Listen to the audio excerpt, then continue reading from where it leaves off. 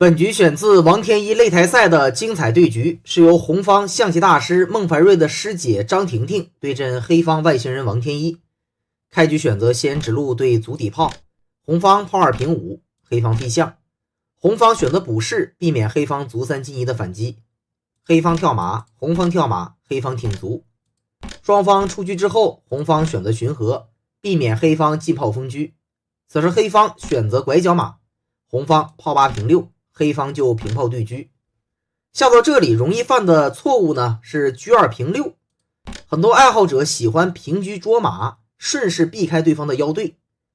那么黑方这里可以直接跳上来，红方就要吃亏了，因为无论你走什么，比如说走一个马8进7，黑方都可以卒3进1反击。红方如果出车，黑方就直接吃过来。这里你会发现红方的车受到黑方的利用，逐吃车你只能吃，黑方在马2进3，那显然红方就吃亏了。所以这个局面下，黑方选择平炮对车，那红方呢就简单对调，如果平车捉，黑方就有反先之势。所以实战当中，张婷婷选择简单对车是正确的下法，王天一选择吃掉，红方在上马，很明显下不棋要马7进6，所以黑方选择卒3进1是简化的下法。虽然说呀这样下呢用炮打马，那么双方呢形成一个巨大的简化，但是呢黑方不吃亏，因为红方失去了马7进6的威胁。下到这里局面比较简单，接下来呢红方先拱了一个边兵，那黑方落象，红方补象，黑方就炮9平7，一切看起来那么的平稳。红方此时兵5进1是运子的好棋，接下来有马3进5在马进7的路线，解决了弱马的问题。王天一出车来捉炮，张婷婷就把炮分边，准备射掉对方的边卒。那么黑方跳马，红方出车，黑方再把马跳到象间。红方马3进5，双方的运子是相当的精彩，也没有什么大的毛病，局面相对比较平稳。如果王天一此时选择用马来吃中兵，那么红方自然会打掉边卒，有可能黑方会继续吃，下步棋有一个跃马憋象眼的手段，但红方可以先来一个羊角式，避免你黑方在右翼的牵制，将来红方做好防守之后准备4子归边，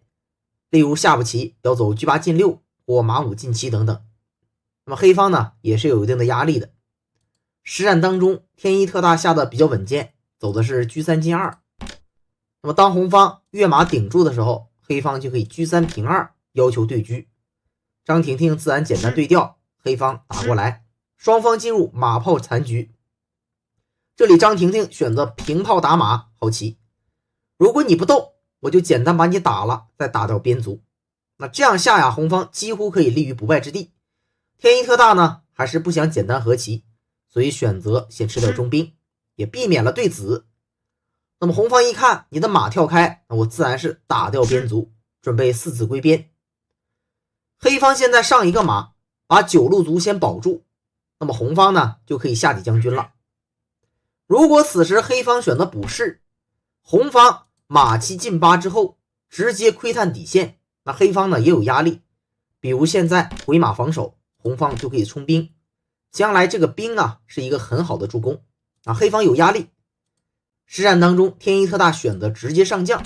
显得很安全。那么红方依然是跳马上去，准备下步棋有进炮点下2线，再配合退炮挂角的攻杀，所以王天一飞一个高象先挡住红方的炮，不让这个红炮呢也点下去。此时红方兵9进1准备侧翼进攻，已经取得了小小的优势，但此时优势并不大。天一选择马7进6先跳上来，张婷婷回马金枪，准备要马6进7进马叫将。那么此时黑方选择回马先防住是比较理想的走法，这样呢可以暂时瓦解掉红方的攻势将来呢平炮打一打马，或者走一些其他的手段，红方暂时不好进取。实战当中天一走了一步炮2平4，这步棋呢较为随手，给了红方机会。红方马6进7跳进之后，捉死了对方的底士。那这个棋黑方呢是防不住底势，索性放弃，选择回马防。那么红方抓紧吃掉，这样啊干掉对方一个底势之后，黑方有了很大的防守压力。你毕竟红方是有一个过河兵的，将来呢两炮一马一兵，在少失象的情况下还是压力很大。虽然王天一有一个回马捉双的棋，但是红方可以回马先卡住，这里踩炮你自然是不敢吃我的兵。天一选择跃马上来捉炮，红方此时不宜直接吃炮啊，如果这样去吃，那么黑方踩炮之后，由于黑方的马还是捉双，红方不利，所以这里红方选择先躲一步，也是正确的下法。王天一下得非常顽强，劣势的情况下先把炮闪开，那么当你的兵一躲，我就强行上马，虽然这样下会丢掉一个象，但是进一步简化局势，然后呢抢到了一步充足的威胁。这里啊看起来很平静，但实际上很关键，红方应该选择回象，可能优势更大，逼你用卒来吃。那么你的卒吃下来之后，我再选择炮打象，这样呢打卒再抢一个先手。比如黑方选择横卒准备吃兵，红方就放弃也无所谓，这样呢保留自己马炮兵的优势。黑方虽然多卒，但是没有攻势，红方多士象，对攻当中依然是红方机会很大。红方不管那么多，就马炮兵呢冲杀上去攻击黑方，那黑方也来不及去走卒啊，这个棋啊还是红方的前景更加乐观。如果走得得当，还是非常有机会能够取胜。实战当中，红方随手选择炮打象，那么黑方一看啊，你的炮打过来，此时呢我可以用炮来打兵，因为你没有落象让我的卒吃下来，你的炮呢直接打，我可以用炮来打兵，这样呢要求与红方交换。红方如果想赢，这个棋就不能换，如果红方此时想和，直接打掉呢也未尝不可。那么黑方一吃，红方再跳跳马，虽然这个棋啊红方的边兵将来大概率是要丢掉，形成黑方的马三卒，但是红方的马兵依然有攻击力，对黑方有巨大的牵制，黑方的中卒也不好去保留。那么对攻当中啊，应该说呢双方也是各有千秋的啊，大概率是一盘和棋。实战下到这里，张婷婷并没有主动去交换，选择躲炮，可见呢他想战胜王天一的一个想法。那么王天一一看啊，你想赢我，那呢咱们就拼一拼刺刀，想赢我要拿出本事才行。这里将一下，再选择跃马，黑方呢也准备发动反击了。红方选择横兵啊，黑方依然是卒5进1，先把自己的种族冲上去，形成多卒的优势。那么你是马炮兵，我是马炮双卒，看看谁的速度快。此时红方退炮，黑方继续卒5进1，红方甩炮过来。那么黑方呢选择2个卒拉手，此时红方如果选择退炮回来先防，可能是担心黑方会打掉这个边兵，红方权衡之下还是决定先保留一下自己的边兵。那么黑方自然是平炮塞象眼，下步棋准备要横卒了。此时红方的时间啊也比较吃紧，选择回炮防守，那黑方呢就横卒，这边打兵这边吃象，红方选择放弃，这样黑方撤掉了一个高象，进一步扩大自己的反击。此时红方选择调整马位，黑方下卒，红方跳马，黑方继续冲，很明显双方已经形成了对杀之势。此时红方选择羊角式，黑方强行进马挂将，再选择平中炮，红方选择出帅，黑方回马。双方对攻当中，黑方已经占据了优势，现在红方的这个形势啊是非常的危险。张婷婷选择跃马，这里是一个马炮的偷杀，王天一选择出将，那么红方进炮一将，黑方选择上士。局面到这里，应该说黑方已经占据了上风，红方理性一点，应该赶快回马将军，然后呢把这个马给换掉。换掉之后啊，这个棋虽然黑方还是好，但是红方不乏求和的机会。毕竟啊，黑方士象残缺，将来伺机把这个边卒给干掉啊，或者是呢对调也行。那么红方凭借着士象的防御，还是有机会和棋的。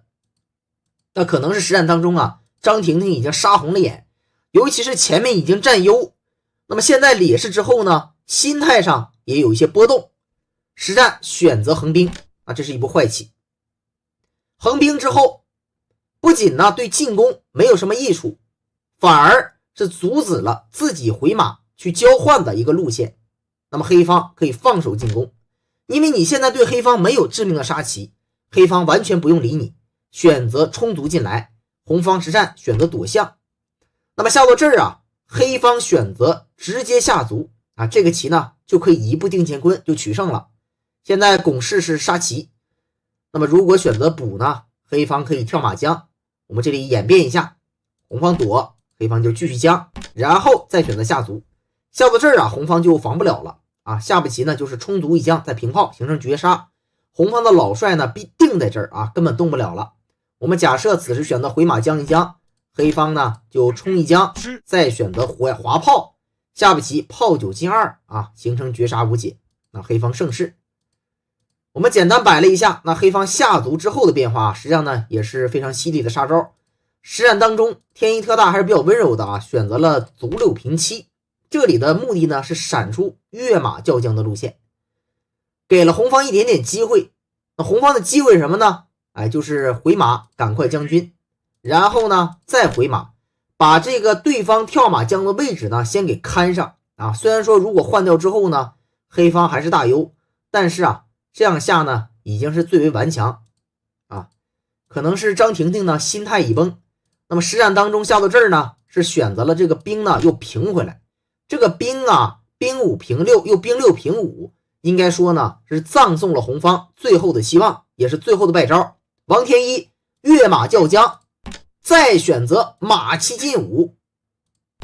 之后卒4进1，非常精彩的啊，形成了一个马炮卒的绝杀无解，利用自己的老将助攻。那走到这儿呢，红方是回马将，黑方就简单下将。走到这里已经形成绝杀无解，张婷婷呢就投子认负了。显然红方如果回马，那这里呢黑方马5进4，就是简单一步杀。如果上士呢，这边平炮是闷攻杀。如果选择用象来吃马啊，那将形成呢非常经典的炮卒杀棋，黑方陷卒一将。由于有老将的牵制，你不能用士来吃，也不能用老帅，只能士4进5。那么黑方弃掉自己的马和卒之后，选择平炮闷攻绝杀。